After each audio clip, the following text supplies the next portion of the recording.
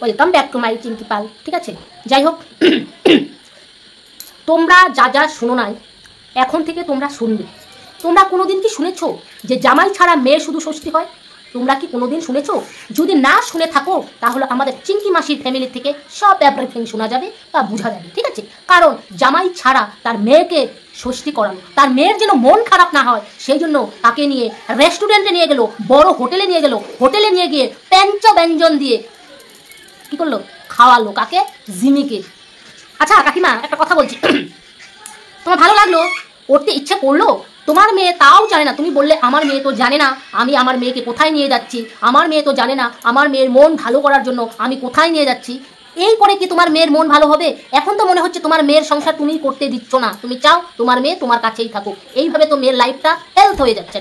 ঠিক আছে, হ্যালো বন্ধুরা, welcome back to my YouTube channel. তোমরা কেমন আছো? আশা করি ভালো আছো, সুস্থ আছো। তো আমিও ভালো আছি। নতুন আবার আরেকটা ভিডিও নিয়ে চলে আসলাম। ভিডিওটা শুরু করার আগে বলছি, চ্যানেলটাকে সাবস্ক্রাইব করে দেবে, নোটিফিকেশন অন করে দেবে। নোটিফিকেশন অন করে দেওয়ার সঙ্গে সঙ্গে আমার ভিডিওগুলো অবশ্যই তোমাদের কাছে পৌঁছে যাবে। হ্যাঁ, তোমরা অবশ্যই দেখেছো আমাদের প্রিয় প্রিয় প্রিয় প্রিয় ঝিঙ্কি কাকিমা। ঝিঙ্কি কাকিমা জামাই ছাড়াই মেয়েকে নিয়ে ষষ্ঠী করতে গেছে কোথায়? একটা হোটেল, মানে রেস্টুরেন্টে, মানে খাওয়ার হোটেলে। ঠিক আছে, সেখানে মেয়ে জানে না, ঝিমি জানে না, ঝিমিকে কোথায় নিয়ে যাবে তার মা সে জানে না। সে তাকে বলেছে, জিমি তুই রেডি হ, আজকের দিনটা একটু শাড়ি পর। ঠিক আছে, জিমি তো শাড়ি ঠাড়ি পরে অলরেডি হয়ে গেছে, রেডি হয়ে বলছে, মা তো কোথায় নিয়ে যাবে? জানে না, মেয়ে তো আব্বু কিচ্ছু বুঝে না। হ্যাঁ, মেয়ে আব্বু কিচ্ছু বুঝে না। আচ্ছা, মেয়ে জানে না, মেয়েকে রেডি ঠেনে করিয়ে মেয়েকে নিয়ে মানে খাওয়ার হোটেলে নিয়ে গেলো। সে আবার মেয়েকে শাড়ি পরলো, সে কুর্তি পরলো। আচ্ছা কাকিমা, নয় মেয়ে ষষ্ঠীই করলে, নয় জামাই ছাড়া মেয়েকে নিয়েই ষষ্ঠী করলে, তোমার তো শাড়ি পরাটা উচিত ছিল, কারণ তুমি শাশুড়ি, তোমার শাড়ি পরাটা উচিত ছিল না, তুমি কুর্তি পরেই চলে গেলে। আচ্ছা, এই জিনিসটা যে করলে, এটা কি সবার কাছে হাসির পাত্র হয়ে দাঁড়ালে না? হাসির পাত্র হয়ে দাঁড়ালে তুমি। ঠিক আছে, তুমি তোমার মেয়ের মন ভালো করার জন্য এই রঙ্গলীলা করলে, রঙ্গলীলা করে তোমার মেয়ের জন্য হাসির পাত্র হয়ে দাঁড়ালে। ঠিক আছে, আজকে জামাই যদি প্রীতম আসতো, এসে তোমার মেয়ে যদি ঠিক মতো সংসার করতো, তারপরে তোমার মেয়ের জামাই তোমার বাড়িতে আসতো, তুমি পঞ্চব্যঞ্জন রান্না করে তুমি সামনে দিতে, ষষ্ঠী বাড়িতেই করতে, কতটা আনন্দ হতো, সবাই তোমাকে কতটা বাহবা দিত, সবাই তোমাকে কত ভালো বলতো। কিন্তু এই জিনিসটা যে করলে, তোমাকে কি বলছে? তোমাকে জোকার বলছে, জোকার। তুমি একটা জোকার হয়ে দাঁড়িয়েছো। বলতে বাধ্য হচ্ছি, তোমাকে জোকারের খাতায় নাম দিয়ে এলো সবাই। ঠিক আছে, তোমাকে ভালোবাসি, শুরু থেকে স্ট্যান্ড পয়েন্টেই ভালোবাসি, কিন্তু পারছি না। আর এগুলো তোমার এই রঙ্গলীলা দেখে আর চুপ থাকতে পারছি না। তুমি যে এই ন্যাকামোগুলো করছো, এগুলো দেখলে মানে শরীরটা শুধু কি বলবো আর। ঠিক আছে, আচ্ছা একটা কথা বলছি, কথাটা হলো, অনেকের কাছে ওই ম্যাডামের বার্তা শুনলাম। ঠিক আছে, না তুমি নাকি ওই তোমরা নাকি ঈশানীর নামে নাকি কি কি ঠিক করেছো। যাই হোক, এগুলো আমি বলতে চাচ্ছি না, এগুলো আমার বলার দরকার নেই। যেটুকু বলার সেটুকুই আমি বলবো, কারণ যেটা জানি না সেটা বলার আমার প্রয়োজন নেই। ঠিক আছে, অত গভীরে যাওয়ার দরকার নেই। এখন আসল কথায় চলে যায়। আসল কথাটা হলো, তুমি তোমার মেয়েকে তুমি কি চাও? তুমি চাও না? তোমার পেটের তো সন্তান, তুমি জন্ম দিয়েছো, তোমারই কিন্তু পূর্বে, ওই ঝপনা ঝালের কিন্তু পূর্বে না। তুমি যদি ওই ঝপনা ঝালের কথা মতো চলো, তাহলে তোমার মেয়ের সংসার কোনোদিনও হবে না, কোনো দিনের তোর হবে না। তোমার মেয়ের সংসার যদি না হয়, তোমার মেয়ের লাইফ কি এইভাবেই যাবে? কোনোদিনও কি সম্ভব? কোনোদিনও সম্ভব না, কোনোদিনও সম্ভব না। আজকে তোমার মেয়ের যদি কোনো ক্ষতি হয়, কার পূর্বে? তোমার পূর্বে। ঝপনা ঝালের কিন্তু পূর্বে না। সে শুধু মজা নেবে, মজা। ঠিক আছে, সে শুধু মজা নেবে, কারণ সে আসল বাপ নয়। আসল বাপ যদি হতো তাহলে তারও পড়তো। ঠিক আছে, তারও পড়তো, কিন্তু তার এই ঝপনা ঝালে তো পূর্বে না। ঝপনা ঝাল তো শুধু মজা নেয়, মজা। গেম খেলে, তলে গেম। সে কোনোদিনও চায় না যে মেয়ের সংসার হোক। আজকে আমি সত্যি কথা বলছি, মানে অন ক্যামেরায় বলছি, ছেলেটা শুধু একা দোষী নয়।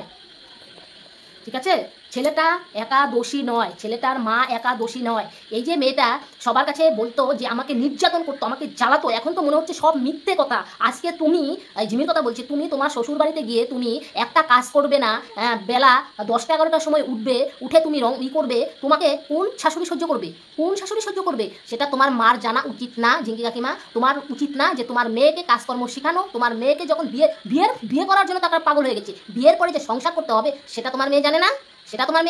হ্যাঁ, সবাইকেই মানে মন ভুলিয়ে দিয়েছে যে আমাকে ওই প্রীতম মানে নির্যাতন করে। আচ্ছা, আমরা তোর কথা বিশ্বাস করেছিলাম, তোর কথা বিশ্বাস করে তোর পাশে হয়ে দাঁড়িয়েছিলাম, তোর মার পাশে হয়ে দাঁড়িয়েছিলাম, ছেলেটাকে নিয়ে কত খারাপ কথা বলেছি। ঠিক আছে, এখন তো দেখছি না, ছেলেটা তো দোষী, অবশ্যই বলবো দোষী। আজকে ছেলেটা দোষী দেখে এই শাস্তি অবশ্যই পাচ্ছে। ঠিক আছে, ছেলেটার মাও তো দোষী, কারণ ছেলেটাকে ঠিক মতো মানুষ করতে পারেনি, কারণ তোকেও যেমন মানুষ করতে পারেনি, ছেলেটাকেও তেমন, প্রীতমকেও তেমন মানুষ করতে পারেনি। এখন একটা কথা বলছি, ওই যে ঈশানীর সাথে ছেলেটার চক্কর, এটা নিয়েই তো সন্দেহ, তাই না? এটা নিয়েই সন্দেহ। এখন ঈশানী যেহেতু একটা ভালো ছেলে ওর জীবন সঙ্গী করে নিয়েছে, ওর সাথে বিয়ে বা রেজিস্ট্রি হয়ে গেছে, তাহলে এখন তোর কিসের ভয়? এখন কি, এখন তো প্রীতম আর কোনো মেয়ের সাথেই করবে না তো। এখন তোকে ও তো চায় তোর সাথে সংসার করতে, কিন্তু তুই চাস না। কেন তুই চাস না? কেন? এটার মধ্যে কি রহস্য নেই? অবশ্যই রহস্য আছে, কারণ তুই চাইলেও তোকে করতে দিবে না, ঠিক আছে?